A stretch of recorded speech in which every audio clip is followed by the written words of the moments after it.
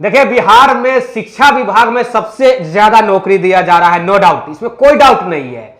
चाहे शिक्षकों की बात किया जाए, असिस्टेंट प्रोफेसर में आन दिन आप देखेंगे कि एक खबर आ रहा है कि कभी बेट होगा, बिहार एलिजिबिलिटी टेस्ट होगा, कभी कहा जा रहा था कि 4200 4500 बहालियां होगी असिस्टेंट प्रोफेसर की बिहार में, जबकि अब खबर आ रहा है कि 9284 सीट पे असिस्टेंट प्रोफेसर की बहाली होगी। सही आप सुन रहे हैं, क्योंकि 211 हर प्रखंड में 211 नए डिग्री कॉलेज खुल रहे हैं, जिसको लेकर के अब सीटों की संख्या बढ़ाया गया है। लेकिन एक सबसे बड़ा प्रश्न कि बेट का नोटिफिकेशन कब आएगा। अगर बीएसईबी जो है वो एग्जाम कंडक्ट करेगी तो बीएसईबी का नोटिफिकेशन जारी कब करेगी, या फिर डायरेक्ट जो है ये जो यूनिवर्सिटी आयोग खुद ये एग्जाम कहीं कंडक्ट कर सकती है। मतलब इसके ऊपर तो मैं बात ही नहीं कर सकता हूं कि यूनिवर्सिटी आयोग करेगी, बीपीएससी करेगी या फिर बीएसईबी करेगी।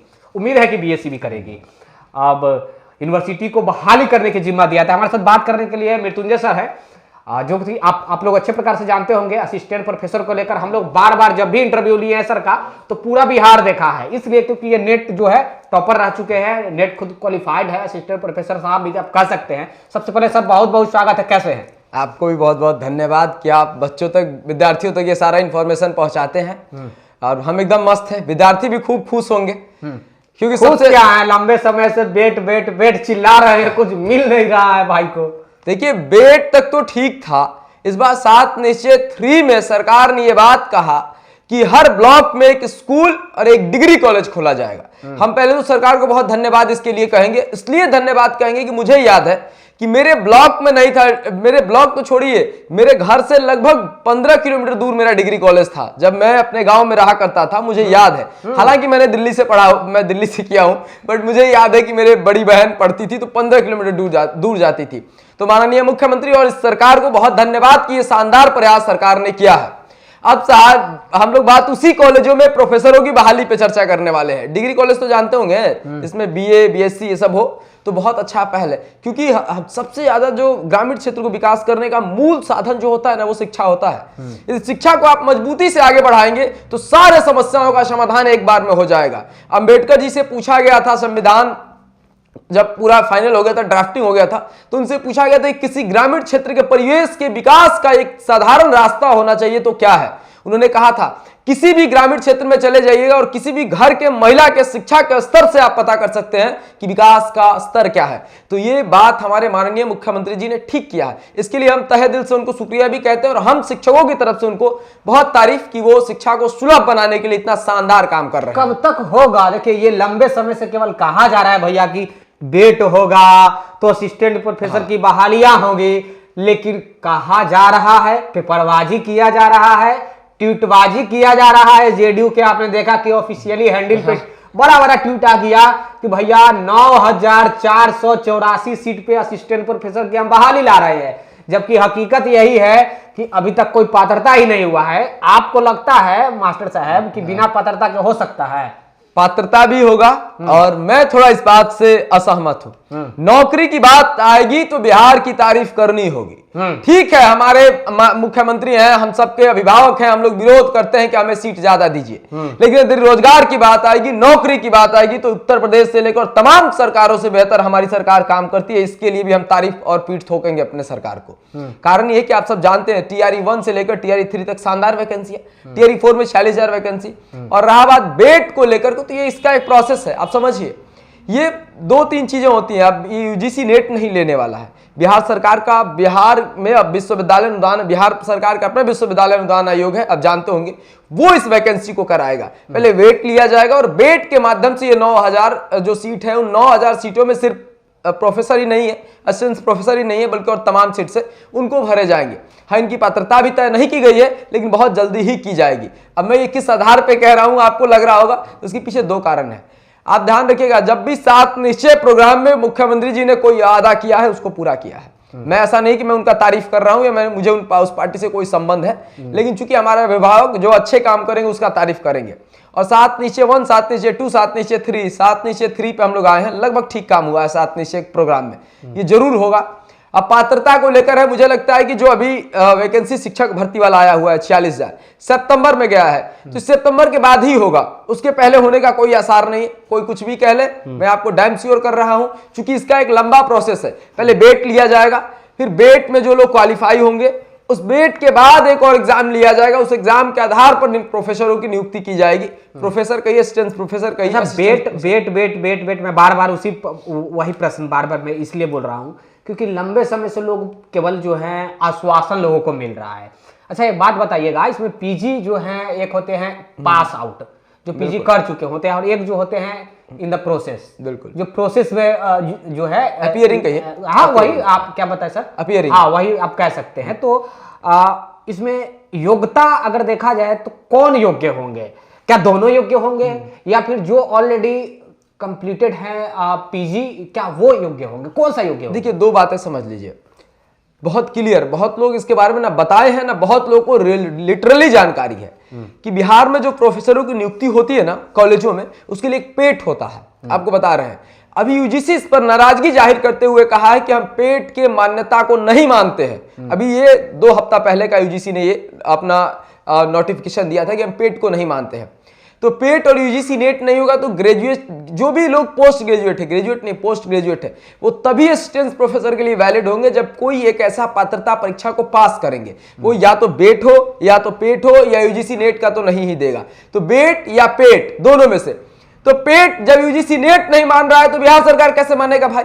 तो उसके लिए बेट बिहार एलिजिबिलिटी टेस्ट लेगा, ये तय बात है। After PG, after PG, PG completion के बाद ही होता है, अपीयरिंग पीजी नहीं लेगा, वो हमेशा पीजी क्वालिफाइड का ही लेता है। स्टेट जब भी हुआ है तो अपीयरिंग वालों को तो लिया है स्टेट में। नहीं, ध्यान से देखिएगा, स्टेट में अपीयरिंग नहीं लिया है, स्टेट में उनको लिया है जिन्होंने स्टेट का एग्जाम दे दिया है। और स्टेट में अपीयरिंग तब लेता है जब जैसे यूजीसी नेट भी होता है, वो उसके लिए होता है जो फर्स्ट ईयर का एग्जाम देके पास कर गए हैं, वो सेकंड ईयर में वैलिड होंगे, लेकिन वो नौकरी के लिए नहीं, बस नेट के लिए लेता है। बेट पहले ही बोल दिया है कि हम इसीलिए ले रहे हैं, इस बेट को क्वालिफाई कराने के बाद हम जो हमारे असिस्टेंट प्रोफेसर की सीट खाली है उसमें भरेंगे, तो ये नहीं लेगा। ये एक पात्रता परीक्षा है, जिस प्रकार सीटेट एक पात्रता परीक्षा है, स्टेट पात्रता परीक्षा है, बीटेट पात्रता परीक्षा है, उसी प्रकार बेट भी एक पात्रता परीक्षा है। अगर बीटेट में ले रहा है पेयरिंग वाले को, सीटेट में ले रहा है पेयरिंग वाले को, एसटीईटी में भी मेरे जानकारी में तो जहां तक है कि शायद लेता है सर स्टेट में जो है अपीयरिंग को। तो जब स्टेट में भी अपीयरिंग को लेता है तो बेट में क्यों नहीं लेगा भाई अपीयरिंग को? आप समझिए, आप जो कह रहे हैं बेट में अपीयरिंग को नहीं लेगा, भाई साहब बेट पहले से, हालांकि ये I am not sure about that because of that कि ये जब तक नोटिफिकेशन नहीं आता है कन्फाइंड नहीं होगा, बट स्टिल मैं अपने अनुमान के आधार पर ये बात कह रहा हूं कि बेट जो आयोजित किया जा रहा है स्पेशली इसीलिए किया जा रहा है कि प्रोफेसरों की हम नियुक्ति करेंगे, पहले ही तय कर लिया है। तो आप क्या चाहते हैं, पोस्ट ग्रेजुएट के आधार पर सीधे प्रोफेसर बना दे? आप बीटेड देने से पहले बीएड करते हैं कि नहीं करते हैं? बताइए, पीजी के बाद कोई डिग्री मांगा है इसमें? नहीं ना मांगा है। नॉर्मली सोचिए ये बात, लॉजिकली सोचिए, आप केवल एकेडमिक ही तो सिर्फ एकेडमिक मांगा है, तो ये एक चाहिए होता है, ऐसा नहीं बिना कंप्लीशन किए हुए दे देगा तो बड़ा पद होता है, छोटा पद नहीं होता है, हम सबको भी समझना चाहिए। चलिए कब तक आ जाएगा सर? हमें लगता है कि इसका पेपर तो सितंबर के बाद होगा, सितंबर बेट का, हाँ 22 से 27 सितंबर तक तैयारी है शिक्षक भर्ती 4.0। उसके बाद अक्टूबर में इसका पेपर लिया जा सकता है और अगस्त में इसका नोटिफिकेशन आने के आसार है, जो लग रहा है, क्योंकि प्रोफेसर का ना, लेकिन बेट का नोटिफिकेशन कब तक आ सकता है? बेट पहले करा लेगा, 1 महीना पहले कराएगा, क्योंकि अभी अगर शिक्षकों की बहाली का आवेदन होगा तो सितंबर में वो शेड्यूल रखा गया है एग्जामिनेशन कंडक्ट करने को लेकर। बिल्कुल। तो भाई जब सितंबर में एग्जामिनेशन कंडक्ट हो रहा, सितंबर में हो रहा है या नवंबर में हो रहा है? नवंबर में रिजल्ट आएगा, 22 से 27 सितंबर को ये पेपर हो रहा है टीआरई वाला। तो फिर इसका भी तो अभी आवेदन प्रक्रिया हो जाएगी, तभी तो आगे चल के एग्जाम। आवेदन कैसे होगा सर? आवेदन प्रक्रिया का प्रोसेस ये होता है, किसी भी वैकेंसी से 55 दिन पहले, आवेदन के बाद कम से कम 2 महीना तो चाहिए ही। हाँ बिल्कुल। किसके लिए आवेदन के बाद?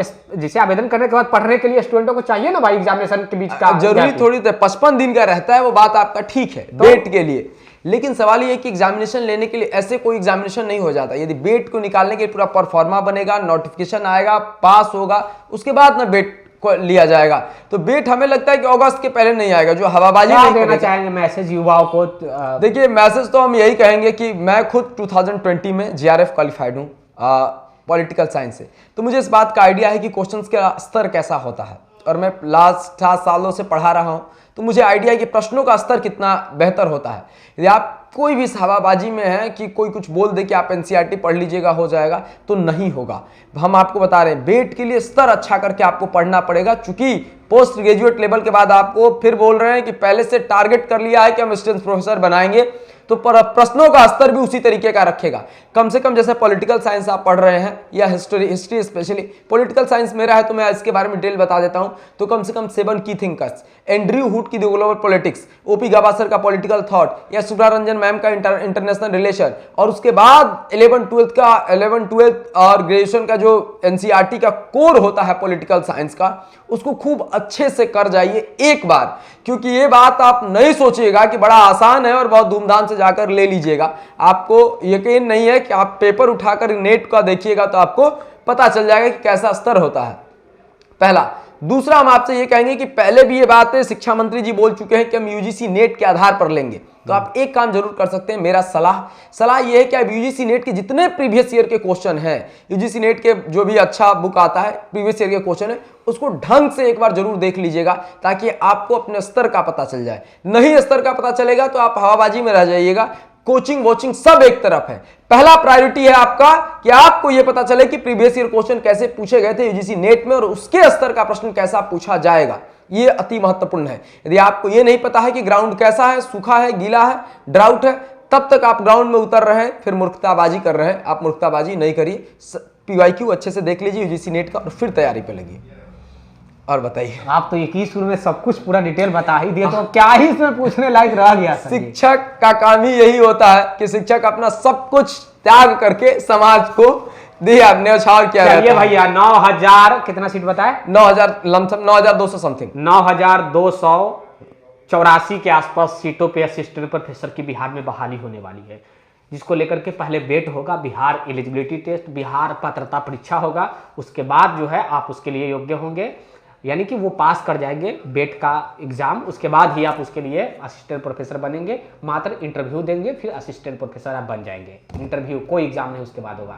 खैर चलिए, अपना प्रतिक्रिया जरूर दीजिएगा और उम्मीद है कि जल्द इसका नोटिफिकेशन आ जाए। हमारे साथ बात करने के लिए जो है नेट क्वालिफाइड जो है नेट JRF क्वालिफाइड जो है मृत्युंजय सर थे, और पूरा डिटेल में आई होप आप लोग के समझाए, आप लोग समझ गए होंगे। इसके बावजूद कोई प्रश्न होगा तो एक और सुविधा हम बता दे रहे हैं। 2 विषय है जिसमें मेरी पारंगतता है, एक पॉलिटिकल साइंस और दूसरा हिस्ट्री। इससे संबंधित आप कमेंट करिएगा, इस पे मैं एक प्रॉपर वीडियो बना दूंगा कि किस टॉपिक से कितने क्वेश्चन आते हैं। जिनको जो प्रश्न है कमेंट कर देंगे, हाँ, उस कमेंटों का आप जवाब दे देंगे। बिल्कुल बिल्कुल। चलिए, तो बहुत बहुत धन्यवाद। वीडियो को लाइक करने का आपका जिम्मा है, फॉलो भी करने का आप ही का जिम्मा है, क्योंकि आपके लिए हम लोग इतना करते हैं भैया। सब्सक्राइब कर लीजिएगा, बहुत बहुत धन्यवाद। फेसबुक पे देख रहे हैं तो फॉलो कर लीजिएगा, यूट्यूब पे सब्सक्राइब कीजिएगा, सब्सक्राइब कंपलसरी है। Thank you. जय भारत।